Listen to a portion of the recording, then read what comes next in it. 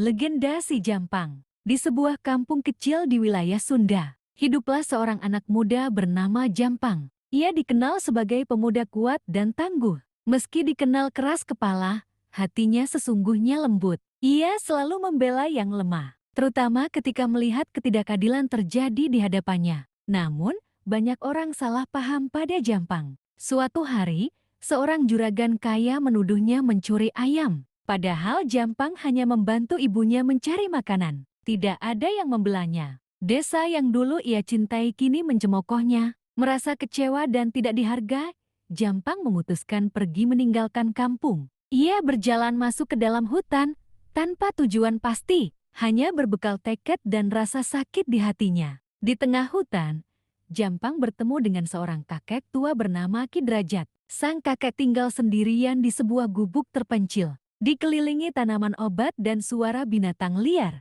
Ki Drajat adalah seorang pendekar tua yang sudah lama menyepi dari dunia luar. Jampang dirawat oleh Ki Drajat setelah pingsan karena kelelahan. Setelah sembuh, ia menceritakan alasannya meninggalkan kampung. Ki Drajat melihat potensi besar dalam diri pemuda itu. Jika kau ingin membela yang lemah, belajarlah mengendalikan dirimu dulu, ujar Ki Drajat. Maka mulailah Jampang berguru. Ia berlatih silat, bela diri, dan ilmu kanuragan. Tak hanya itu, Ki Drajat juga mengajarkan nilai-nilai luhur, kejujuran, keberanian, dan pengendalian emosi. Tahun demi tahun berlalu, Jampang tumbuh menjadi lelaki dewasa yang gagah dan bijaksana. Suatu malam, Ki Drajat berkata, "Saatnya kau kembali. Dunia di luar membutuhkanmu, Jampang." Dengan bekal ilmu dan tekad, Jampang meninggalkan hutan, menuju tempat di mana keadilan harus ditegakkan. Jampang kembali ke kampung halamannya,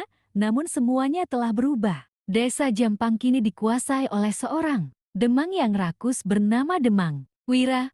Rakyat diperas dengan pajak tinggi. Hasil panen diambil sepenuhnya. Tak ada yang berani melawan. Jampang kini dengan wajah dan penampilan yang berbeda, menyamar. Ia tinggal di pinggiran desa, menyaksikan penderitaan orang-orang yang dulu ia kenal. Ia mulai membantu secara diam-diam. Ketika perampok menghadang para pedagang, tiba-tiba seorang bertopeng datang dan menggagalkan aksi mereka. Itulah Jampang. Dalam sekejap, cerita tentang sosok misterius yang membantu rakyat tersebar luas. Warga menyebutnya Si Jampang, meski tak tahu bahwa itu memang nama aslinya. Malam-malam berikutnya, Jampang membagi hasil rampasan dari para perampok kepada rakyat. Ia menjadi harapan baru, tapi Demang